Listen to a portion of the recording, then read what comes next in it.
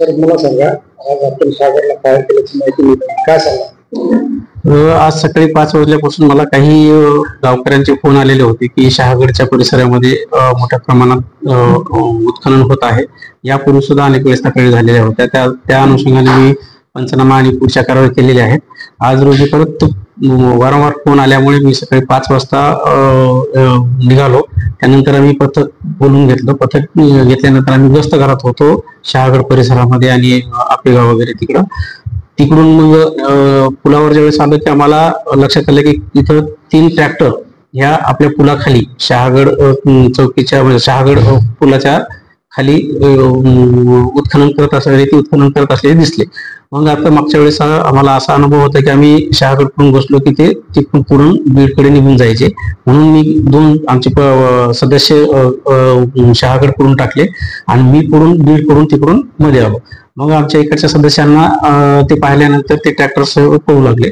पळत असताना आम्ही पुढून आलो. पुढून आल्यानंतर आमचे वाहन म्हणजे त्या नदीमध्ये पळत नाही, त्याच्यामुळे आम्ही उतरल्यानंतर आमचा ड्रायव्हर खाजगी ड्रायव्हर आहे, आम्हाला तर खाजगी गाडीच वापरावं लागतं. अशा वेळेस खाजगी ड्रायव्हर उतरला, त्याने गाडी थांबवण्याचा प्रयत्न केला. तर ट्रॅक्टर थांबवण्याचा प्रयत्न केला, परंतु तो काही जुमान नाही.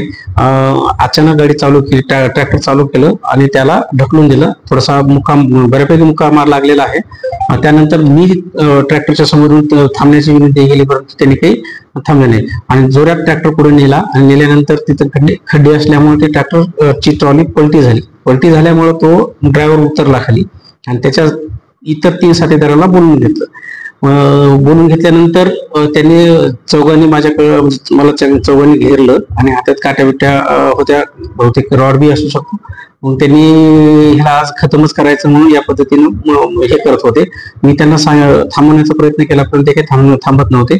म्हणून आता माझ्या जीवाला प्रचंड म्हणजे भीती पण निर्माण झाली होती आणि जीवाला धोका निर्माण झाल्यामुळं आणि बाकीचे सुद्धा लोक येत असल्याचे दिसत होते पुलावरून. त्यामुळे मी स्वतः हवेमध्ये सांगितलं की बाबा माझ्याकडे बंदूक आहे आणि माझ्याजवळ येऊ नका, म्हणून मी स्वरक्षणासाठी हवेमध्ये 4 राऊंड फायर केले.